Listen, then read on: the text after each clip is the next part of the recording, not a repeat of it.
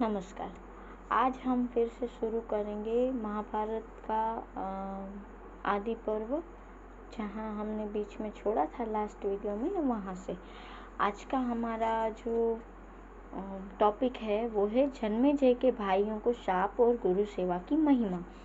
उग्रश्रवा जी ने कहा, ऋषियों, परीक्षित नंदन जन्मेजय अपने भाइयों के साथ कुरुक्षेत्र में एक लंबा यज्ञ कर रहे थे।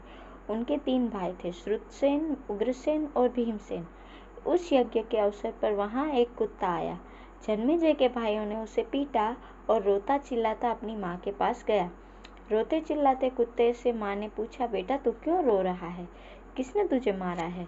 उसने कहा, माँ, मुझे जन्मेजय के भाइयों ने पीटा है। माँ बोली, बेटा तुमने उनका कुछ न कुछ अपराध किया होगा। कुत्ते ने कहा, माँ, न मैंने भविष्य की ओर देखा, न किसी वस्तु को चाटा ही। मैंने तो कोई अपराध नहीं किया है। ये सुनकर माता को बड़ा दुख हुआ और वो जन्मेजय के यज्ञ में गई। उसने क्रोध से कहा, मेरे पुत्र ने भविष्य को देखा तक नहीं, कुछ चाटा भी नहीं, और भी इसने कोई अपराध नहीं किया। फिर इसे पीटने का कारण? जन्मेजय और उनके भाइयों ने इसका कोई उत्तर नहीं दिया। कुतिया ने कहा, तुमने बिना अपराध मेरे पुत्र को मारा है, इसलिए तुम पर अचानक ही कोई महान भय आवेगा। देवताओं की कुतिया शर्मा का यह शाप सुनकर जन्मेजय बड़े दुखी हुए और घबराए भी। यज्ञ समाप्त होने पर वे हस्तिनापुर आए और एक योग्य पुरोहित ढूंढने लगे जो इस अनिष्ट को शांत कर सके।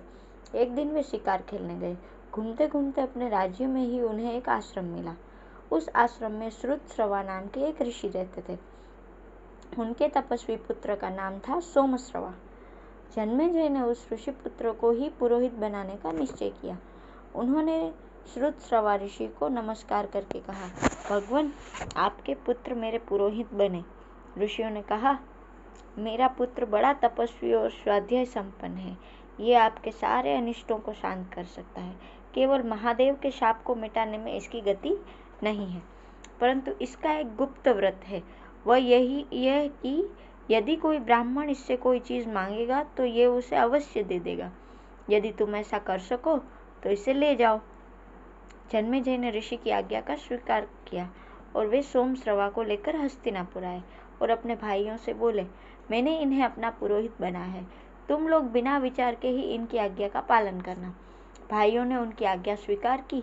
उन्होंने तक्षशिला पर चढ़ाई की और उसे जीत लिया। उन्हीं दिनों उस देश में आयोधधौम्य नाम के एक ऋषि रहा करते थे। उनके 3 प्रधान शिष्य थे, आरुणि, उपमन्यु और वेद।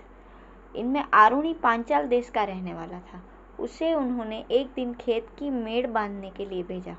गुरु की आज्ञा से आरुणि खेत पर गया और प्रयत्न करते करते हार गया, तो भी उससे बांध न बंधा। जब वो तंग आ गया तो उसे एक उपाय सूझा। वो मेड़ की जगह स्वयं लेट गया। इससे पानी का बहना बंद हो गया। कुछ समय बीतने पर आयोधधौम्यों ने अपने शिष्यों से पूछा कि आरुणि कहाँ गया?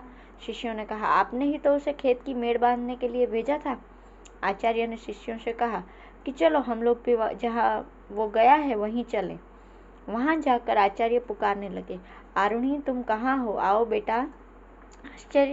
आचार्य की आवाज पहचान कर आरुणि उठ खड़ा हुआ और उनके पास आकर बोला, भगवान, मैं यहीं हूँ। खेत से जल बहा जा रहा था। जब उसे मैं किसी प्रकार नहीं रोक सका तो स्वयं ही मेड़ के स्थान पर लेट गया। अब यकायक आपकी आवाज़ सुन मेड़ तोड़कर आपकी सेवा में आया हूँ। आपके चरणों में मेरे प्रणाम है। आज्ञा कीजिए, मैं आपकी क्या सेवा करूँ? आचार्य ने कहा, बेटा, तुम मेड़ के बांध को उद्दल करके उठ खड़े हुए हो, इसलिए तुम्हारा नाम उद्दालक होगा। फिर कृपा दृष्टि से देखते हुए आचार्य ने और भी कहा, बेटा, तुमने मेरी आज्ञा का पालन किया है, इसलिए तुम्हारा और कल्याण होगा। सारे वेद और धर्मशास्त्र तुम्हें ज्ञात हो जाएंगे। आप अपने आचार्य का वरदान पाकर वो अपने अभीष्ट स्थान पर चला गया। आयोधधौम्य दूसरे शिष्य का नाम था उपमन्यु।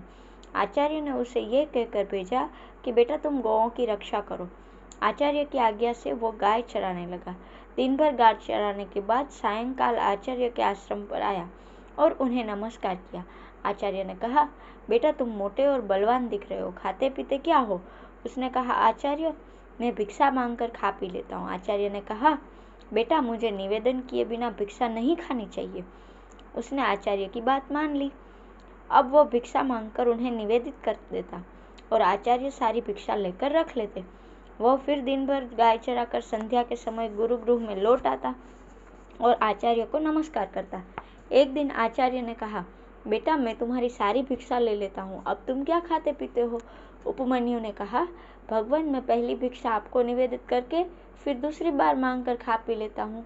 आचार्य ने कहा, ऐसा करना अंतेवासी अर्थात गुरु के समीप रहने वाले ब्रह्मचारी के लिए अनुचित है।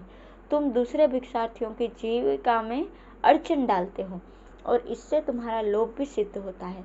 उपमन्यु ने आचार्य की आज्ञा स्वीकार कर ली और वह फिर गाय चराने लगा। संध्या समय वह पुनः गुरुजी के पास आया और उन्हें चरणों में नमस्कार किया। आचार्य ने कहा, बेटा उपमन्यु मैं तुम्हारी सारी भिक्षा ले लेता हूँ, दूसरी बार तुम मांगते नहीं, फिर भी तुम खूब हट्टे कट्टे हो, अब क्या खाते पीते हो? उपमन्यु ने कहा, भगवान मैं इन गौओं के दूध से अपना जीवन निर्वाह कर लेता हूँ। आचार्य ने कहा, बेटा मेरी आज्ञा के बिना गौओं का दूध पी लेना उचित नहीं है। उसने उनकी वो आज्ञा भी स्वीकार कर ली और फिर गौएं चराकर शाम को उनकी सेवा में उपस्थित होकर नमस्कार किया। आचार्य ने पूछा, बेटा तुमने मेरी आज्ञा से भिक्षा की तो बात ही कौन, दूध पीना भी छोड़ दिया, फिर क्या खाते पीते हो? उपमन्यु ने कहा, भगवान ये बछड़े अपनी माँ के थन से दूध पीते समय जो फेन उगल देते हैं वही मैं पी लेता हूँ। आचार्य ने कहा, राम राम, ये दयालु बछड़े तुम पर कृपा करके बहुत सा फेन उगल देते होंगे, इस प्रकार तो तुम इनकी जीविका में अड़चन डालते हो, तुम्हें वो भी नहीं पीना चाहिए। उसने आचार्य की आज्ञा सिरोधार्य की। अब खाने पीने के सभी दरवाजे बंद हो जाने के कारण भूख से व्याकुल होकर उसने एक दिन आक के पत्ते खा लिए। खारे, तीखे, कड़वे, रूखे और पचने पर तीक्ष्ण रस पैदा करने वाले पत्तों को खाकर वो अपनी आंखों की ज्योति खो बैठा। अंधा होकर वो वन में भटकता रहा और कुएं में गिर पड़ा। सूर्यास्त हो गया, परंतु उपमन्यु आचार्य के आश्रम पर नहीं आया। आचार्य ने शिष्यों से पूछा, उपमन्यु नहीं आया? शिष्यों ने कहा, भगवान वह तो गाय चराने गया है। आचार्य ने कहा, मैंने उपमन्यु के खाने पीने के सभी दरवाजे बंद कर दिए हैं, इससे उसे क्रोध आ गया होगा, तभी तो अब तक नहीं लौटा, चलो उसे ढूंढें। आचार्य शिष्यों के साथ वन में गए और जोर से पुकारा, उपमन्यु तुम कहाँ हो, आओ बेटा। आचार्य की आवाज़ पहचान कर वो जोर से बोला, मैं इस कुएं में गिर पड़ा हूँ। आचार्य ने पूछा कि तुम कुएं में कैसे गिरे? उसने कहा, आग के पत्ते खाकर मैं अंधा हो गया और इस कुएं में गिर पड़ा। आचार्य ने कहा, तुम देवताओं के चिकित्सक अश्विनी कुमार की स्तुति करो, वे तुम्हारी आंखें ठीक कर देंगे। तब उपमन्यु ने वेद की ऋचाओं से अश्विनी कुमार की स्तुति की। उपमन्यु की स्तुति से प्रसन्न होकर अश्विनी कुमार उसके पास आए और बोले, तुम ये पुआ खा लो। उपमन्यु ने कहा, देववर आपका कहना ठीक है, परंतु आचार्य को निवेदन किए बिना मैं आपकी आज्ञा का पालन नहीं कर सकता। अश्विनी कुमारों ने कहा, पहले तुम्हारे आचार्य ने भी हमारी स्तुति की थी और हमने उन्हें पुआ दिया था, उन्होंने तो उसे अपने गुरु को निवेदन किए बिना ही खा लिया, सो जैसा उपाध्याय ने किया वैसा ही तुम भी करो। उपमन्यु ने कहा, मैं आप लोगों से हाथ जोड़कर विनती करता हूँ, आचार्य को निवेदन किए बिना मैं पुआ नहीं खा सकता। अश्विनी कुमारों ने कहा, हम तुम पर प्रसन्न हैं, तुम्हारी इस गुरु भक्ति से तुम्हारे दांत सोने के हो जाएंगे, तुम्हारी आंखें ठीक हो जाएंगी और तुम्हारा सब प्रकार कल्याण होगा। अश्विनी कुमारों की आज्ञा के अनुसार उपमन्यु आचार्य के पास आया और सब घटना सुनाई। आचार्य ने प्रसन्न होकर कहा, अश्विनी कुमार के कथनानुसार तुम्हारा कल्याण होगा और सारे वेद और सारे धर्मशास्त्र तुम्हारी बुद्धि में अपने आप ही स्फुरित हो जाएंगे। आयुध धौम्यों का तीसरा शिष्य था वेद। आचार्य ने उससे कहा, बेटा तुम कुछ दिनों तक मेरे घर रहो, सेवा शुश्रूषा करो, तुम्हारा कल्याण होगा। उसने बहुत दिनों तक वहां रहकर गुरु सेवा की। आचार्य प्रतिदिन उस पर बैल की तरह भार लाद देते और वो गर्मी, सर्दी, भूख, प्यास का दुख सहकर भी उनकी सेवा करता, कभी उनकी आज्ञा के विपरीत न चलता। बहुत दिनों में आचार्य प्रसन्न हुए और उन्होंने उसके कल्याण और सर्वज्ञ का वर दे दिया। ब्रह्मचर्याश्रम से लौटकर वो गृहस्थाश्रम में आया। वेद के भी 3 शिष्य थे, परंतु वे कभी उन्हें किसी काम या गुरु को सेवा का आदेश नहीं करते थे। वे गुरुगृह के दुखों को जानते थे और शिष्यों को दुख नहीं देना चाहते थे।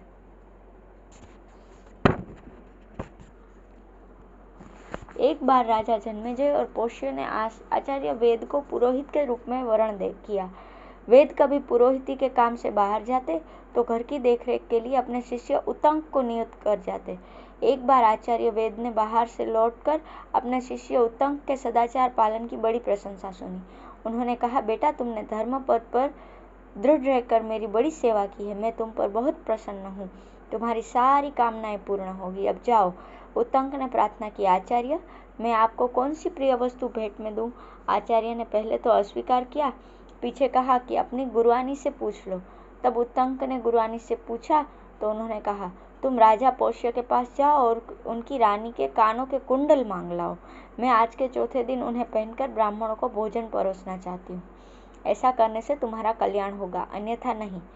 उत्तंक ने वहां से चलकर देखा कि एक बहुत लंबा चौड़ा पुरुष बड़े भारी बेल पर चढ़ा हुआ है। उसने उत्तंक को संबोधन करके कहा कि तुम इस बेल का गोबर खा लो। उत्तंक ने ना कर दिया। वह पुरुष फिर बोला, उत्तंक, तुम्हारे आचार्य ने पहले इसे खाया है, सोच विचार मत करो, खा जाओ। उत्तंक ने बेल का गोबर और मूत्र खा लिया और शीघ्रता के कारण बिना रुके कुल्ला करता हुआ ही वहां से चल पड़ा। उत्तंक ने राजा पोष्य के पास जाकर उन्हें आशीर्वाद दिया और कहा कि मैं आपके पास कुछ मांगने के लिए आया हूँ। पोष्य ने उत्तंक का अभिप्राय जानकर उसे अंतःपुर में रानी के पास भेज दिया, परंतु उत्तंक को रानीवास में कहीं भी रानी नहीं दिखाई दी। वहां से लौटकर उसने पोष्य को उलाहना दिया कि अंतःपुर में रानी नहीं है। पोष्य ने कहा, भगवान, मेरी रानी पतिव्रता है, उसे उच्छिष्ट या अपवित्र मनुष्य नहीं देख सकता। उत्तंक ने स्मरण करके कहा, हाँ, मैंने चलते चलते आचमन कर लिया था। पोष्य ने कहा, ठीक है, चलते चलते आचमन करना निषिद्ध है, इसलिए आप झूठे हैं। अब उत्तंक ने पूर्वाभिमुख बैठकर हाथ पैर मुंह धोकर शब्द, फेन और उष्णता से रहित एवं हृदय तक पहुंचने वाले जल से 3 बार आचमन किया और 2 बार मुंह धोया। इस बार अंतःपुर में जाने पर रानी दिख पड़ी और उसने उत्तंक को सत्पात्र समझकर अपने कुंडल दे दिए। साथ ही ये कहकर सावधान भी कर दिया कि नागराज तक्षक ये कुंडल चाहता है, कहीं तुम्हारी असावधानी से लाभ उठाकर वह ले न जाए। मार्ग में चलते समय उत्तंक ने देखा कि उसके पीछे पीछे एक नग्न क्षपणक चल रहा है। कभी प्रकट होता है, कभी छिप जाता है। एक बार उत्तंक ने कुंडल रखकर जल लेने की चेष्टा की। इतने में वह क्षपणक कुंडल लेकर अदृश्य हो गया। नागराज तक्षक ही उस वेश में आया था। उत्तंक ने इंद्र के वज्र की सहायता से नागलोक तक उसका पीछा किया। अंत में भयभीत होकर तक्षक ने उसे कुंडल दे दिए। उत्तंक ठीक समय पर अपनी गुरुआनी के पास पहुंचा और उन्हें कुंडल देकर आशीर्वाद प्राप्त किया। अब आचार्य से आज्ञा प्राप्त करके उत्तंक हस्तिनापुर आया। वह तक्षक पर अत्यंत क्रोधित था और उससे बदला लेना चाहता था। उस समय तक हस्तिनापुर के सम्राट जन्मेजय तक्षशिला पर विजय प्राप्त करके लौट चुके थे। उत्तंक ने कहा, राजन, तक्षक ने आपके पिता को डसा है, आप उससे बदला लेने के लिए यज्ञ कीजिए। काश्यप आपके पिता की रक्षा करने के लिए आ रहे थे, परंतु उन्हें उसने लौटा दिया। अब आप सर्पसत्र कीजिए और उसकी प्रज्वलित अग्नि में उस पापी को जलाकर भस्म कर डालिए। उस दुरात्मा ने मेरा भी कम अनिष्ट नहीं किया है। आप सर्पसत्र यज्ञ करेंगे तो आपके पिता की मृत्यु का बदला चुकेगा और मुझे भी प्रसन्नता होगी। अब कल हम देखेंगे सर्पों के जन्म की कथा। धन्यवाद।